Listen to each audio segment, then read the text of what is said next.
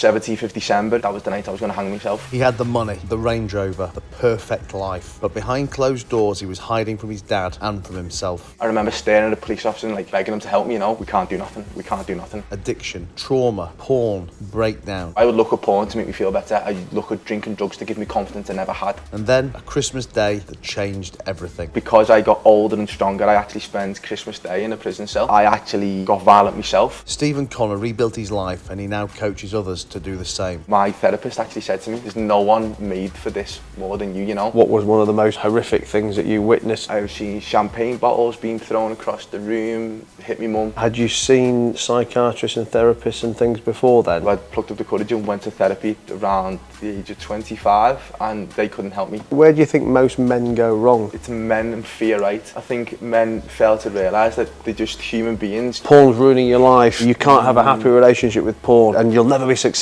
When we watch porn or when we ejaculate, we get that dopamine hit, right? That dopamine hit makes us feel worthy. It makes us feel good enough. If you're wealthy but broken, successful but empty, then this one's for you.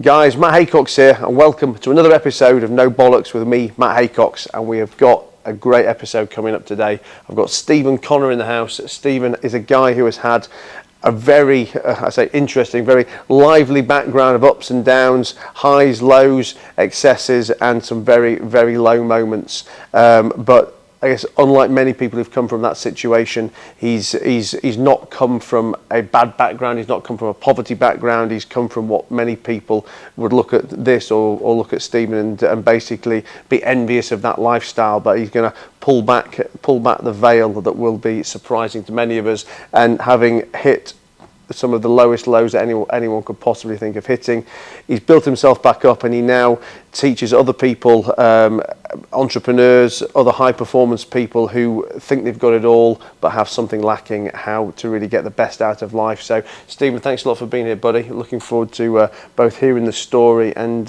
hearing how you change other people's lives as well as your own. Appreciate it, brother. Thank you for having me on. No problem. I don't know how early we go back, but obviously you came from a normal background, but probably a better than normal background. What age did things start to become a problem? I know you witnessed domestic abuse with your parents, drink, drugs, etc. I mean, when did you start to notice that as a child?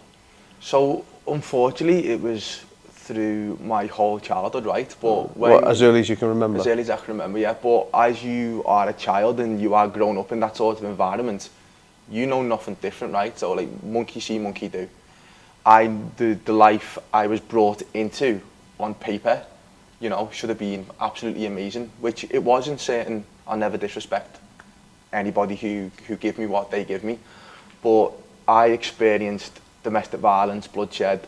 My childhood actually got described as a nightmare and a horror movie by one of Liverpool's top psychiatrists, because when I explained it, you know, he was just jaw was just on the floor. But I experienced it from, to answer the question with it, from as far as I can remember.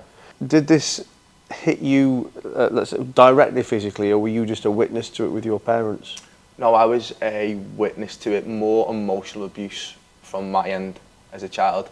Verbal? Yeah, verbal, gaslighting, you know, it doesn't go just as far as that. There's gaslighting and all of that things, which I now know, yeah. And would that come at you from both of your parents, or was it your father who was a particular problem? Or? So it would come from both parents, which was the confusing part, because you know, from my issues with growing up was very confused by when somebody tells you they love you, you know, at a young age. Mm-hmm. You think you know what love is. But obviously I experienced a very different style of love, so that led me down the route of going, how can X people love me but treat me in a certain way, you know? So it was very confusing in a sense of I'll be protected by one when sober, but then be turned on when obviously full of whatever was the taking on a night, you know? So that was the confusing part, the hot to cold, being loved, being unloved, being loved emotionally, then being unloved emotionally. So yeah. And were they the antagonists to each other as well? Because I mean, a lot of the times when you hear stories of domestic violence, it's the meek and mild woman who kind of looks after the kids and holds the house together, and the drunk dad comes in and he beats the mom up, and ultimately after many years she finds the courage to escape him. But I mean, I kind of get the impression from your story that they were both as bad as each other in that respect, were they? Yeah, so unfortunately they are still together, but really? again, financially plays a massive part in this, as we know.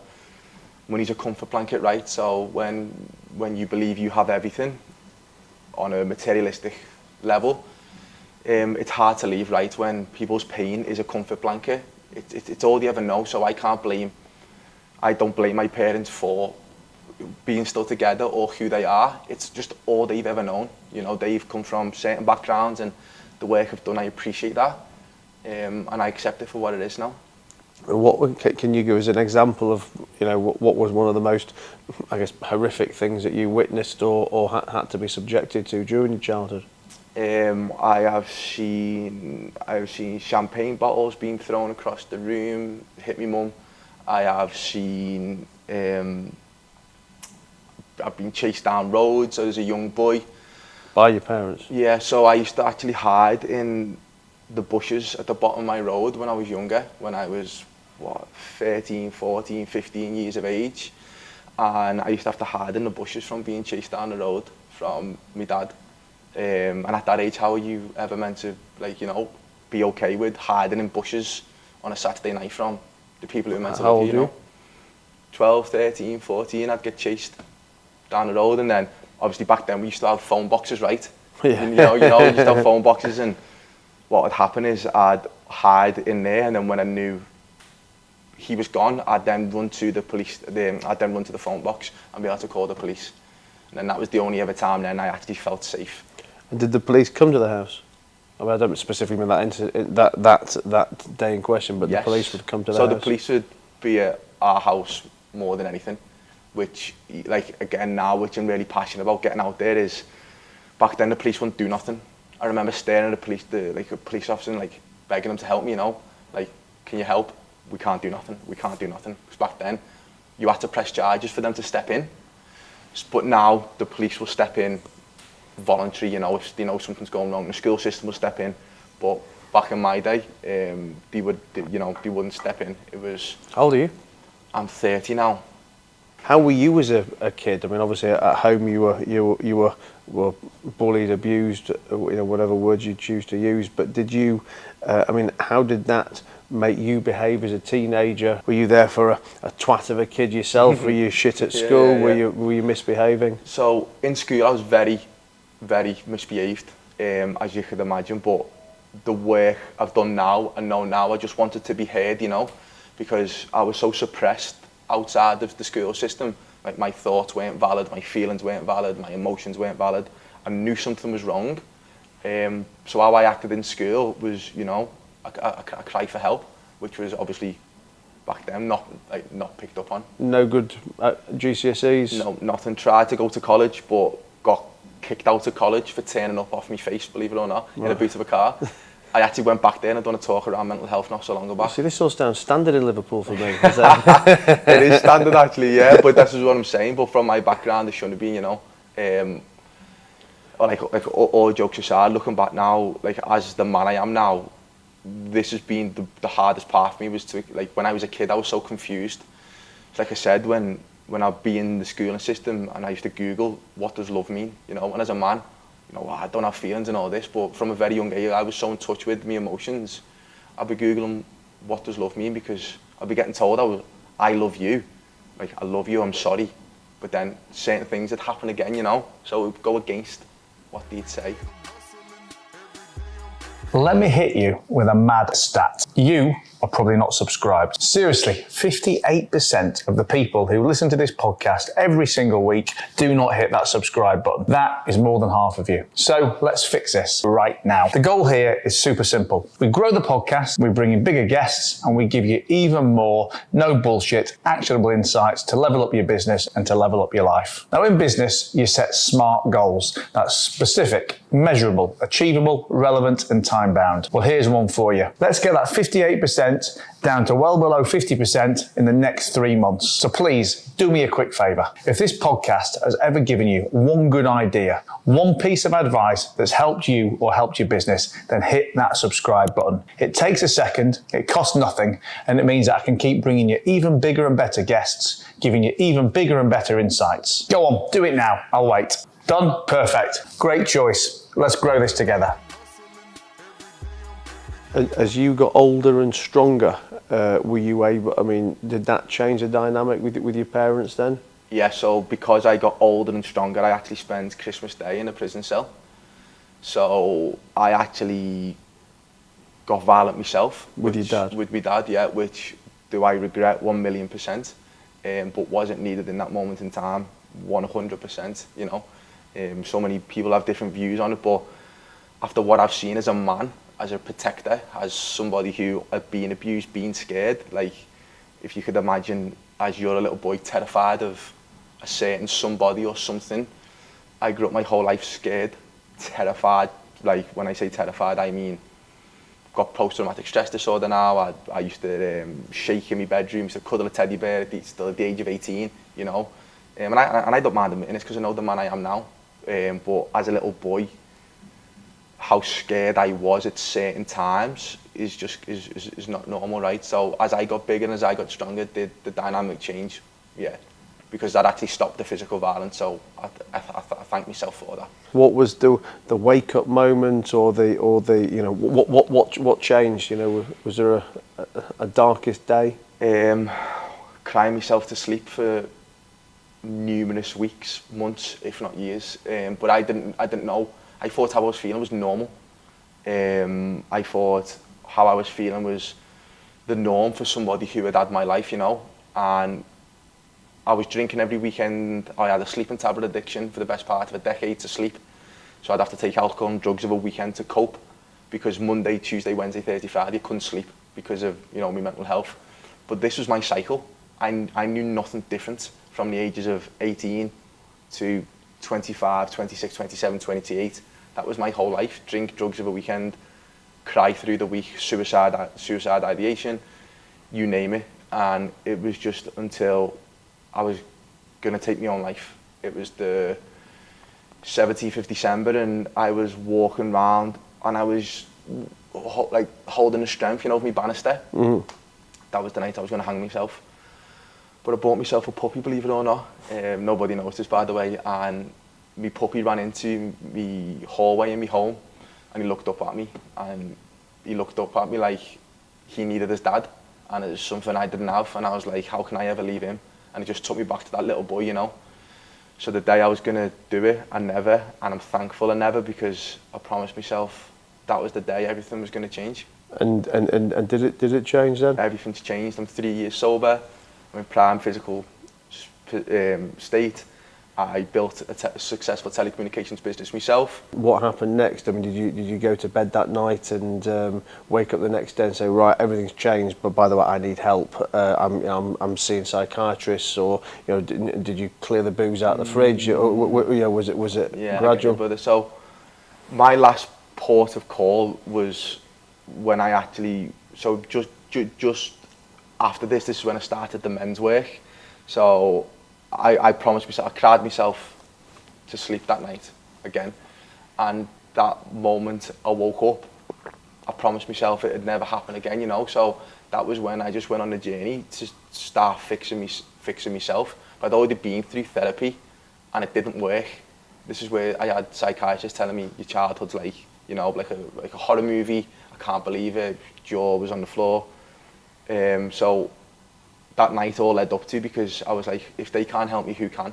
You know, if all these people can't help me, then who can help me? I obviously can't be helped. The people who are meant to help me can't. Had you seen psychiatrists and therapists and things before then, or were you just self-medicating? And no, so I'd seen a psychiatrist before. Plucked up the courage finally, you know, as a man. It's not something we do, right? So again, I had everything outside of me, but something inside was really missing. I was driving along motorways, like wanting to smash my van into lampposts. I was crying every day at my steering wheel. Like I said, I had everything, so I plucked up the courage and went to therapy around the age of 25, and they couldn't help me. The doctors had tried to medicate me prior to that, put me on antidepressants, but you know, if I'm being completely honest with you, Matt, I've always had this underlying burning desire to know I was made for more. I always knew my life was never going to be my end story. I always knew that the quality of life I had, I would not settle for it. There was just no way. Talk me through the last 2 or 3 years, and how have you then gone on to build your businesses, and you know, how have you started working with other people? So 3 years ago now, I had a choice. I continued to grow my telecommunications business, so I actually left Liverpool, left the family business, started on my own, got a contract up in Yorkshire.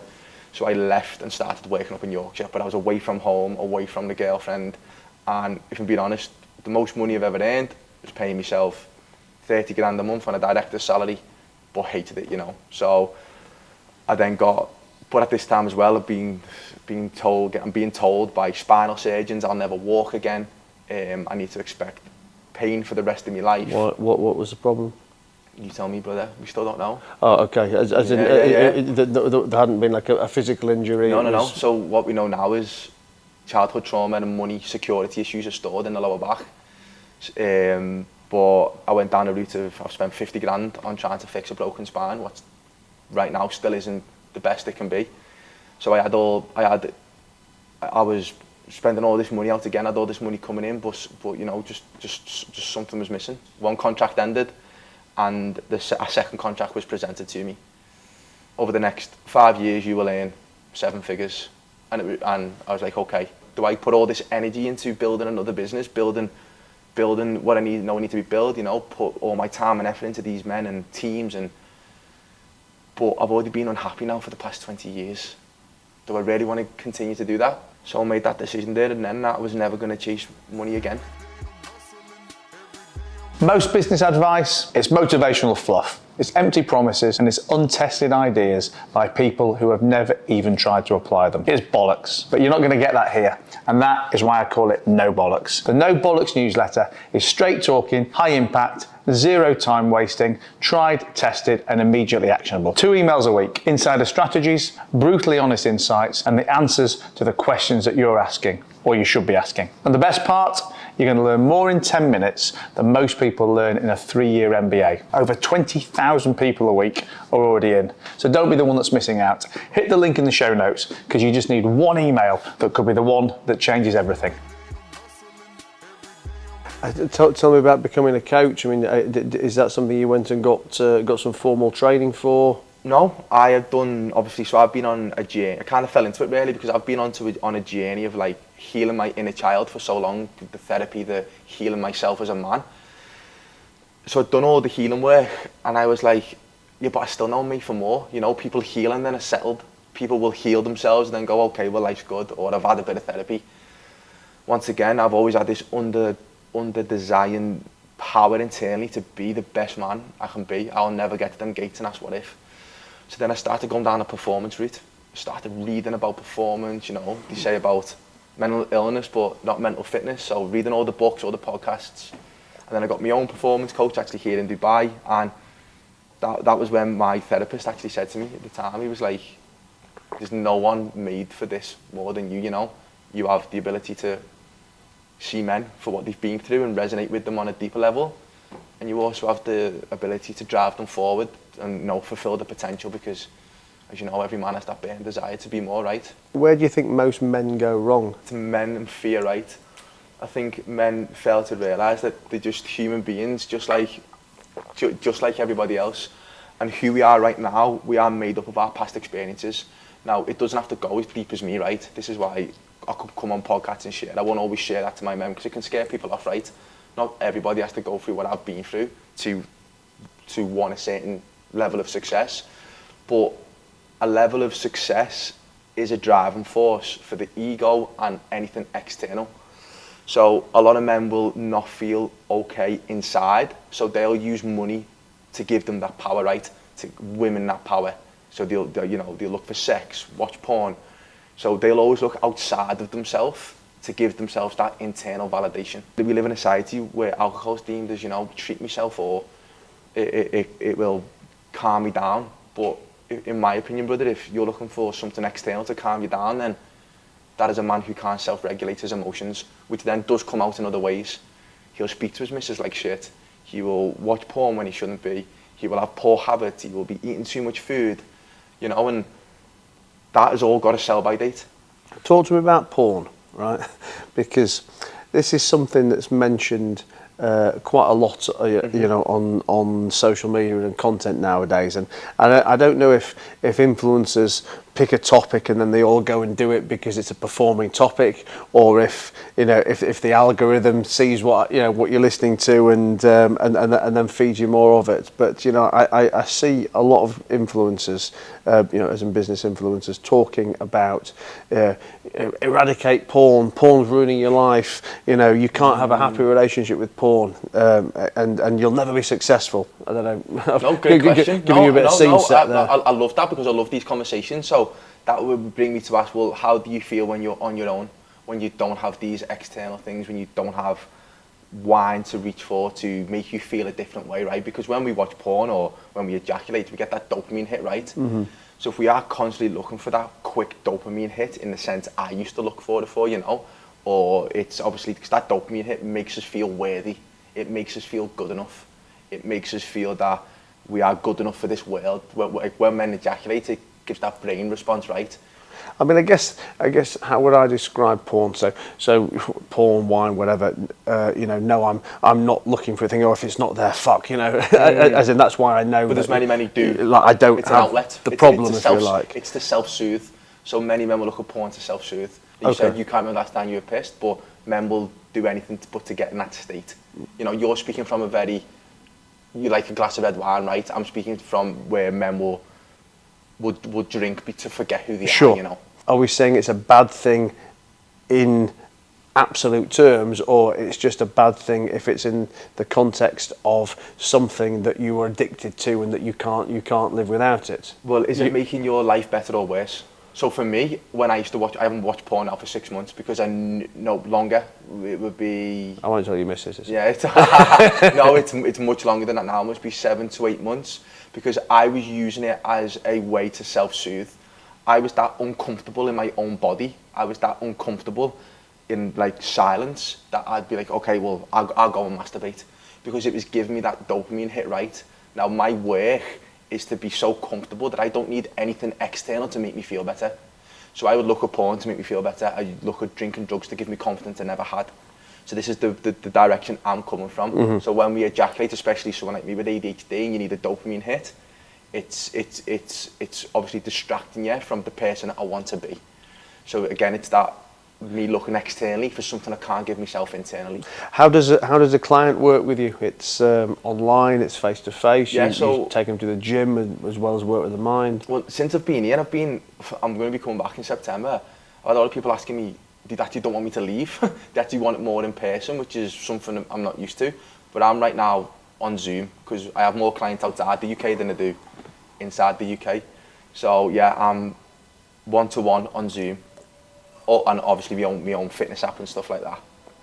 And how much of the overall thing is fitness? Well, I think fitness should be part of everybody's life. I don't push it as much as I train, right? I train like 2-3 hours a day because that's something I value, but I believe it should be part of every person's life, not just for looking good, but longevity. Like so many businessmen use money as that they're happy, but if you want to talk about missionary with your missus, if I say to you, doing missionary and watching yourself in a mirror, do you love how you look? Well, right there and then, if you don't wake up and love how you look, from my own experience, that would dent your confidence massively. I was on a podcast with someone the other day. We're having this conversation. I was saying that I think making a little bit of money. People listening to this will have their own view on what a little bit is, but I said, let's say being, modestly successful in a business is almost like the most dangerous place to be, because especially when you're a bigger fish in a smaller pond, because people use that bit of money as their excuse to basically fob off everything else. It's like, oh well, I've got this money. I don't mind being fat. I don't mind, but because I'm overweight. I've got money. I'll still get what I want. Oh, I'll treat the missus like shit because I've got money. I'll get another one. And so you've just something just clicked now, which is the perfect example of what we've been speaking about. When and where is porn okay? How you speak to the missus, etc. So I went to a networking event the other day in Dubai on top of a hotel. Spoke to a banker. He's English, travels around South Africa, etc. Hugely successful. First, when I started speaking to him about fitness, performance, first thing he said to me, I don't need you, I'm too rich. So straight away I was like, okay, I'd actually argue you need me more than anything. And he was like, well, why so? I said, well, how is your life outside of money? You're like, oh, the wife left me 10 years ago, my kids are all over the world. I said, okay, just speak to your kids. He went, no. I went, why is that? He went, oh. So you can tell there's obviously a disruption within the family here, which is usually with a man with that sort of ego, down to him and how he sees him and his relationship with his missus or children or whatever it may be. So, like you just said there, he's got all the money in the world, right? But he will be behind closed doors, massively unhappy, and you don't have to. We'll never have to admit that. But when you take a client like that, what does session one look like? What does day one look like? How do you start to work with them? Well, with men, it's a little bit tougher than women because you got to break down the ego, right?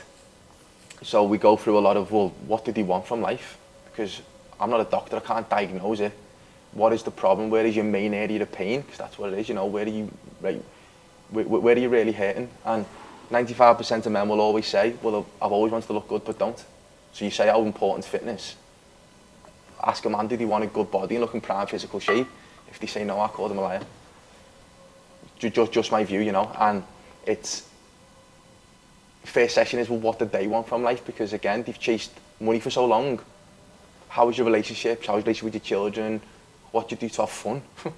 That's my biggest thing now, buying back time. So session one is, well, what did they want from this life? What's wrong? Let's create a roadmap to get there and let's execute. How do you find Dubai? Is this your first time here? Brother, I weren't going to move here, but I am now. This is your first trip? This is my second trip. First time I come as a holiday. This time is kind of a holiday. But I'm going to be moving out here permanently, yeah. And coming from the UK, and I guess particularly coming from Liverpool, I mean, how does what I would describe as, I don't know, like a unique entrepreneurial hunger? I mean, does it hit you when you walk off the plane? Oh, 100%. And again, what are our highest values as a man and as an entrepreneur and a high performer? That I have very high values of. I love good quality food. I want to drive around in my dream car. I value good service, and that's exactly what you're getting here, Dubai, right? I don't put a price on it. That is, to me, doesn't matter. But I value as an entrepreneur and the quality of man I strive to be. Here, the sun is shining, You're surrounded by men who also think the exact same as you, which is a massive one. Environment, either sink the ship or raise the tide, right? And you think you're here to stay? You're going to move here full time, or you? I will be when it goes a little bit cooler, yeah. You get used to the heat. Yeah. You do get used to the heat. Oh well, listen, Steve, it's been a pleasure talking to you, mate. Thank you for, I guess, sharing your story and making yourself vulnerable for the guys listening to this who do want to reach out to you, even if they don't have the confidence or honesty to do it today. Maybe they'll be listening to a back issue at some time in the future. But how do people find you? How do people work with you? So I'm on Instagram as Coach Steve Connor, and to any man who is listening, who has got, again, internal chaos or anything to do with confidence, scared to reach out, then this is why I'm so different. Wherever you are in life, I've been there, whether it's from an addiction standpoint, alcohol, drugs, self-worth, lack of confidence, hating the body, whatever you've been through in life, I've been there, and that's why my relationship with the men is so special. So I want any man to always feel comfortable approaching me. Well, we'll put everything in the show notes anyway, but Coach Steve Connor, thank you very much for being here, buddy. I appreciate the invite. Thank you. Thank you very much, my man. Thanks, bro. Thanks for tuning in to No Bollocks with Matt Haycox. Today's conversation was packed with actionable insights, and I'm super, super grateful that you joined us. Now, our community now boasts 160,000 downloads a month of this podcast, and that is a testament to entrepreneurs just like you who refuse to settle for mediocrity. So don't miss out. Subscribe now and gain exclusive access to the conversations that can transform your business and transform your life. Also, while you're at it, if you could visit www.matt-haycox.com or click the link in the show notes below, and please sign up to the No Bollocks newsletter. That's like the sister newsletter that lives with this podcast. Every week I send 2 emails, and in just 10 minutes you're going to gain more knowledge than most people do in a 3-year MBA. So please subscribe, rate, share this episode with someone who needs a No Bollocks boost. And until next time, keep hustling and keep winning.